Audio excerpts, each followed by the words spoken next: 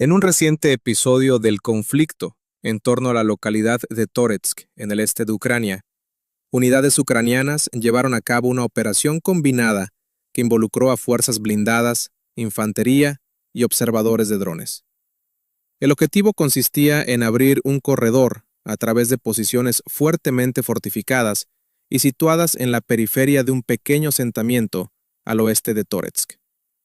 Para apoyar el avance de la infantería, un tanque T-64BV del ejército ucraniano, con el distintivo de llamada Molot, recibió la orden de abrir la primera línea de defensa enemiga y facilitar la entrada de las unidades de asalto.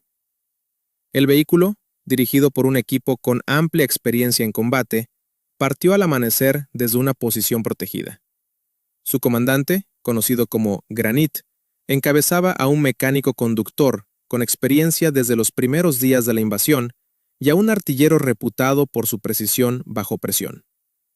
La misión exigía atravesar terreno abierto, evitar campos minados y avanzar bajo vigilancia constante de drones enemigos, factores que convertían en un desafío cualquier aproximación a la línea de contacto. Los primeros kilómetros transcurrieron sin incidentes relevantes, con el tanque avanzando junto a una franja arbolada que servía como cobertura natural. Sin embargo, la situación cambió cuando un dron de reconocimiento detectó movimiento de vehículos enemigos en dirección al eje de avance ucraniano. Ante el aviso recibido por radio, el comandante ordenó aumentar la velocidad para superar la zona expuesta. Poco después, al salir a un sector de campo abierto, comenzaron los primeros disparos procedentes de posiciones defensivas. El T-64BV respondió con fuego directo, neutralizando una de las fuentes de ataque, mientras iniciaba maniobras evasivas para reducir la eficacia del tiro enemigo. Desde una distancia aproximada de 1,5 km, la infantería ucraniana observaba la evolución del combate a través de ópticas y recibía actualizaciones constantes de los operadores de drones. Estas unidades debían entrar en acción en cuanto el tanque lograra abrir brecha en la defensa contraria. Con la llegada del blindado a la primera línea de trincheras, el comandante ordenó emplear munición rompedora para desorganizar las posiciones de infantería enemiga. El impacto inicial en el parapeto provocó la retirada de varios combatientes contrarios, permitiendo al tanque irrumpir en la zona fortificada a través de una abertura en el alambrado. Dentro del perímetro defensivo, el combate se intensificó y surgieron amenazas de corto alcance. Un disparo de un lanzagranadas antitanque impactó en un faldón lateral del vehículo sin penetrar la coraza principal, lo que permitió a la tripulación continuar la operación.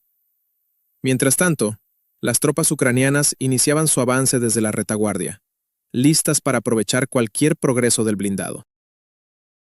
Al cierre de esta primera fase, la operación avanzaba según lo previsto, con el T-64BV abriendo paso en un entorno de alta presión y constantes cambios tácticos. Tras la penetración inicial en la primera línea defensiva, el avance del T-64BV Molot continuó hacia el interior del dispositivo enemigo. La situación seguía siendo dinámica y elevada en riesgo, especialmente debido a la presencia de equipos contrarios equipados con armamento antitanque de corto y medio alcance. Granit, al mando del vehículo, evaluó rápidamente los efectos del impacto recibido en el blindaje lateral y confirmó que los daños no comprometían la operatividad. De acuerdo con esta valoración, decidió mantener el avance para evitar que la infantería ucraniana quedase expuesta en terreno abierto o perdiera el impulso del asalto. El apoyo terrestre comenzó a llegar poco después. La sección de infantería, encabezada por un sargento con el distintivo Krit, avanzó siguiendo el recorrido abierto por el tanque, desplazándose en tramos cortos y utilizando cualquier elemento del terreno como cobertura. Los combatientes transportaban material adicional, incluidas municiones y equipos de comunicaciones, con el objetivo de afianzar las posiciones una vez superada la línea de defensa inicial. En paralelo, la tripulación del tanque recibía nuevas coordenadas facilitadas por la red de observación aérea, según las cuales el puesto de mando enemigo se encontraba en el sótano de un edificio dañado situado a unos 400 metros. Con esa información, el artillero orientó el cañón hacia la estructura señalada. Los disparos sucesivos alcanzaron el edificio, perforando primero un muro exterior y, en un segundo impacto, derrumbando parcialmente el techo. Los movimientos detectados en el exterior del inmueble confirmaron que allí se encontraba un centro de coordinación defensiva. La destrucción de esta instalación buscaba desorganizar la respuesta adversaria y facilitar la progresión de la infantería ucraniana, que ya había iniciado el proceso de limpieza de los refugios y fortificaciones en la primera línea. Mientras las unidades terrestres consolidaban el terreno ganado, los transmisores de la infantería informaron al mando de la toma de la primera línea fortificada. Este avance, sin embargo, desencadenó un incremento de la resistencia en la segunda línea defensiva, donde se habían concentrado refuerzos enemigos. Al aproximarse el tanque, la tripulación localizó varias posiciones antitanque que comenzaron a abrir fuego de forma escalonada. Las primeras dos fueron neutralizadas con impactos directos, pero una tercera alcanzó a lanzar un misil. El conductor ejecutó una maniobra brusca tras detectar el destello de lanzamiento, consiguiendo que el proyectil pasara muy cerca de la torreta sin tocarla. El artillero respondió de inmediato, silenciando la amenaza.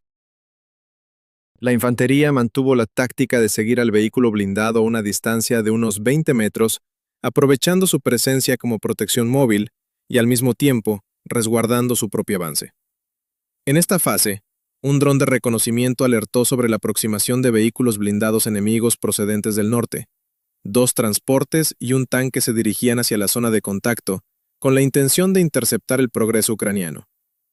El mando respondió ordenando la intervención de la artillería, que efectuó una serie de impactos sobre la columna contraria. Los primeros proyectiles inutilizaron un transporte y obligaron al otro a maniobrar sin éxito.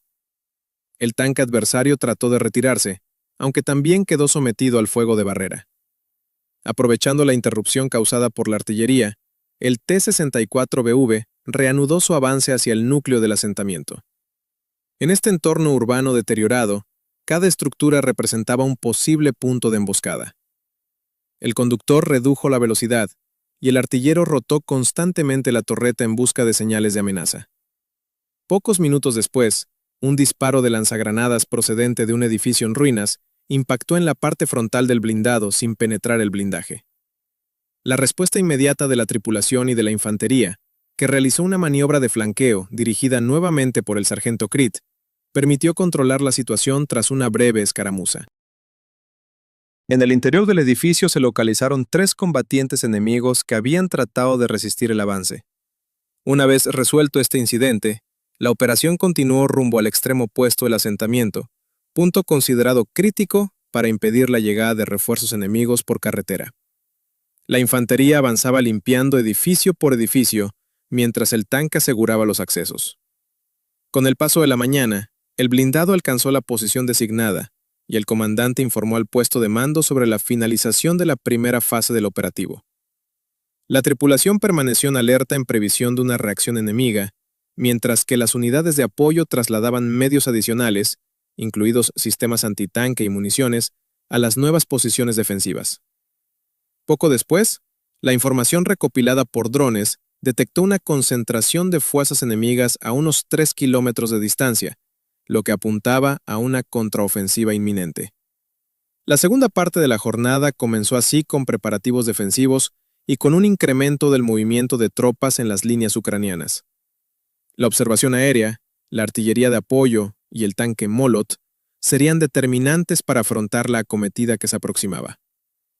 Hacia el mediodía, la anunciada contraofensiva enemiga se materializó con el despliegue de 3 tanques y 2 vehículos de combate de infantería que avanzaron en dirección a las posiciones recientemente ocupadas por las fuerzas ucranianas. Las baterías de artillería abrieron fuego de inmediato para frenar la progresión de la columna, alcanzando a uno de los tanques y deteniéndolo en el terreno. A pesar de ese impacto inicial, el resto de los vehículos continuó avanzando. El T-64BV Molot, situado tras los restos de una estructura de ladrillo que contribuía a ocultar su silueta, recibió la orden de entablar combate directo cuando las unidades enemigas entraron en distancia de tiro. El primer disparo del tanque ucraniano impactó en el frontal de uno de los blindados adversarios, dejándolo fuera de servicio. A partir de ese momento, se desarrolló un intercambio de fuego intenso en el que cada maniobra resultaba decisiva. El conductor del Molot realizó constantes cambios de posición para dificultar la puntería enemiga, mientras que el artillero seleccionaba objetivos y efectuaba disparos sucesivos para reducir la capacidad ofensiva contraria. Paralelamente, equipos de infantería ucranianos apoyaron la defensa empleando misiles antitanque portátiles. El uso de sistemas Javelin resultó especialmente determinante. Un proyectil neutralizó una de las máquinas de combate de infantería, y otro obligó a detenerse a un tanque enemigo tras dañar su sistema de movilidad. Con la columna enemiga desorganizada y sometida a fuego constante, los vehículos restantes comenzaron un repliegue cubierto con cortinas de humo.